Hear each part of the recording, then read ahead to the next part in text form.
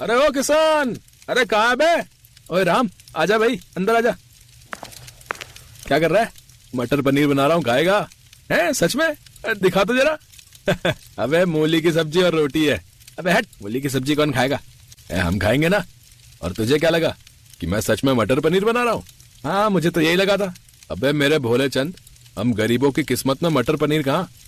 वो तो कभी कभार किसी की शादी में मिल गया तो खा लिया। हाँ यार, पिछली बार पन्नू की शादी में खाया था। सुनना, तू भी जल्दी से ब्याह कर ले यार। क्या कहा? ब्याह? क्यों भाई, तुझसे मेरी रईसी देखी नहीं जा रही है क्या? अबे तू ब्याह करेगा तभी तो मटर पनीर खाने को मिलेगा। अरे यार, मैं कहाँ से खिला पाऊंगा तुझे मटर पनीर? मेरी हालत तो तू देख ही रहा है। ले देकर बाबा का एक ही छोटा सा खेत तो है, बस उसी से काम चल रहा है। शादी करके क्या सुख दे पाऊंगा मैं किसी लड़की को? ये कहते हुए किशन अपनी टूटी फूटी झोपड़ी की तरफ देखने लगा। कोई नहीं भाई, तो देखना, कभी तो अपने भी दिन फिरेंगे। अच्छा, और अमीर बनकर क्या करेगा तू? भाई मटर पनीर की लाइन लगा दूंगा।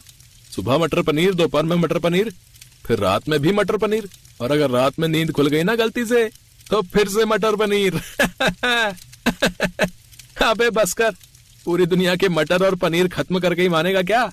नहीं यार, सच्ची में काश ऐसा होता ना कि एक जादू की छड़ी मिल जाती मुझे, कि बस घुमाऊं और मेरी हर मुराद पूरी हो जाती। जरा सोच के देख मेरे भाई, कितना बढ़िया हो जाता फिर तो। राम की बातों पर उसका बचपन का दोस्त किशन बस हंसता रहा। इसके बाद कुछ बोला नहीं। असल में किशन बहुत गरीब था, तो हालत राम की भी अच्छी नहीं थी। दोनों के खेत आसपास ही थे। कई साल पहले उनके पिताजी एक साथ खेती किया करते थे, और अब वो दोनों भी ऐसा ही कर रहे थे। फिर उसी दिन दोपहर में जब दोनों दोस्त अपने अपने खेत समतल कर रहे थे। सुन किशन, अब की बार क्या बोएगा तू? गेहूं ही बोऊंगा भाई, गेहूं ही सही है। साथ में कुछ हो ना हो, रोटी बनाओ और प्याज नमक के साथ खा लो। क्या हुआ, हंस क्यों रहा है? मैं सोच रहा हूँ मटर पनीर बो देता हूँ, है? सही है। सुन, जब उग जाए तो मुझे भी बुला लेना, मैं भी खाने आ जाऊंगा। किशन भले ही पैसों से गरीब था, लेकिन था एकदम जिंदा दिल। कमाल तब हो गया जब उसके खेत में इस बार गेहूं की अच्छी पैदावार हुई। उसने कुछ गेहूं बेच दिए और बाकी अपने लिए रख लिए। फिर एक शाम। ओए कहाँ जा रहा है यार? बहुत दिन हो गए, नाना जी को नहीं देखा, तो बस उनसे मिलने जा रहा हूँ। अच्छा, कब लौटेगा फिर? 2-3 दिनों में आ जाऊंगा। इस बार थोड़ा रुक कर ही आऊंगा। किशन का ननिहाल उसके गांव से ज्यादा दूर नहीं था। 2 गांव छोड़कर ही उसके नाना और नानी का गांव था, जिसका नाम था चंबलपुर। अपने नाती को देखकर उसके नाना और नानी बहुत खुश हुए। और फिर नानी, गांव की हालत में तो कोई सुधार नहीं दिख रहा। कैसा दिखेगा बेटा? ना करने को कोई काम धंधा है और ना ही यहाँ की जमीन इतनी उपजाऊ है। हमारी तो जिंदगी जैसे तैसे कट गई। पता नहीं इन बेचारों का क्या होगा।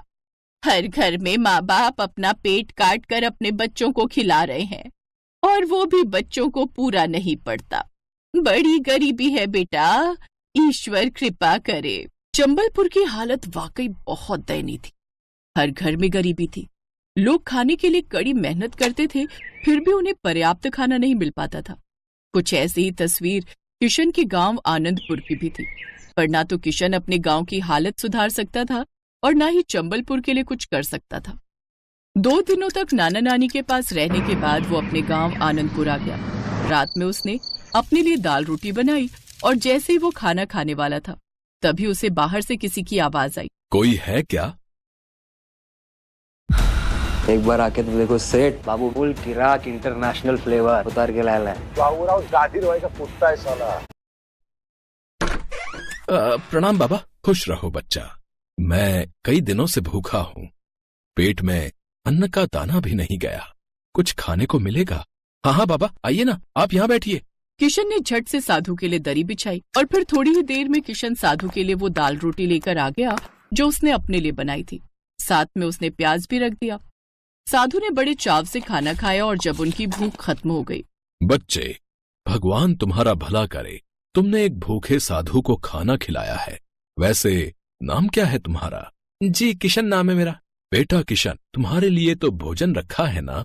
हाँ बाबा, आप मेरी चिंता ना करें, मैं अपने लिए दोबारा बना लूंगा। किशन की बात सुनकर साधु बहुत खुश हुए। उन्होंने किशन के सिर पर हाथ रखकर कहा, तुम बहुत अच्छे लड़के हो, मैं तुमसे बहुत खुश हूँ। बेटा, मैं तुम्हें कुछ देना चाहता हूँ। नहीं नहीं बाबा, मैं खुश हूँ, मुझे कुछ नहीं चाहिए। किशन ने हाथ जोड़कर साधु से कहा, लेकिन तभी साधु मुस्कुराए और उन्होंने एक मंत्र पढ़ा, और अगले ही पल एक बड़ी सी कढ़ाई उनके सामने थी। ये लो बच्चे, ये कढ़ाई आज से तुम्हारी है। नहीं नहीं पापा, मुझे इतनी बड़ी कढ़ाई की जरूरत नहीं है, मैं तो अकेला रहता हूँ, मैं क्या करूंगा इसका। बच्चा, ये कोई ऐसी वैसी कढ़ाई नहीं है, मेरा मंत्र प्रसाद है। इसमें तुम सिर्फ पानी डाल देना और फिर जो चाहोगे वो पकवान इसमें बनकर तैयार हो जाएगा।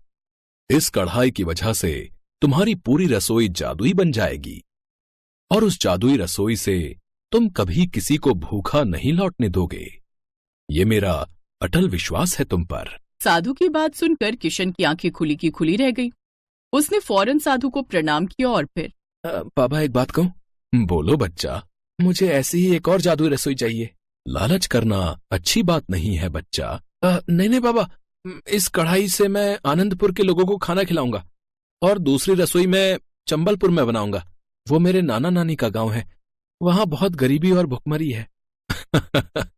ठीक है बच्चा, जैसा तुम चाहो, बस याद रखना, चाहे जो हो जाए कभी लालच नहीं करना। इतना कहकर साधु वहां से चले गए।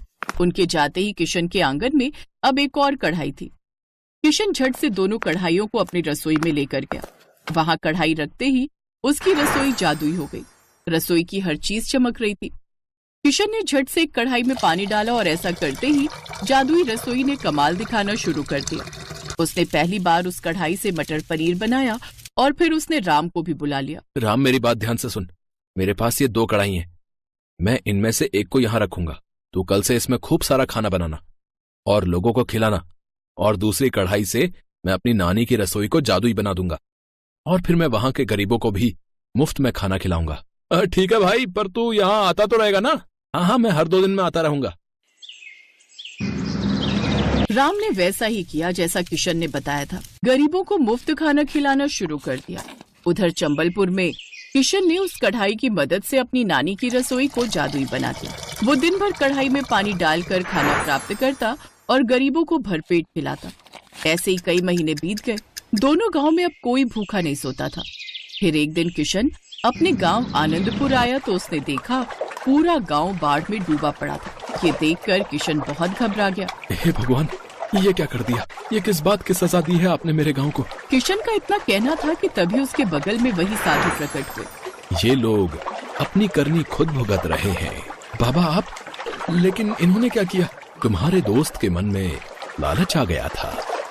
वो जादुई रसोई से खाना बनाकर बेचने लगा, वो भी बहुत महंगे दामों पर। और जब गांव वालों को इस जादुई कढ़ाई के बारे में पता चला तो वो सब भी इसे छीनने और लूटने में लग गए। बस इसी छीना झपटी में कढ़ाई का पानी नीचे गिर गया और इस गांव में बाढ़ आ गई। इन सब पर दया करें महाराज और इन सबको बचाने का उपाय बताएं। इन सबको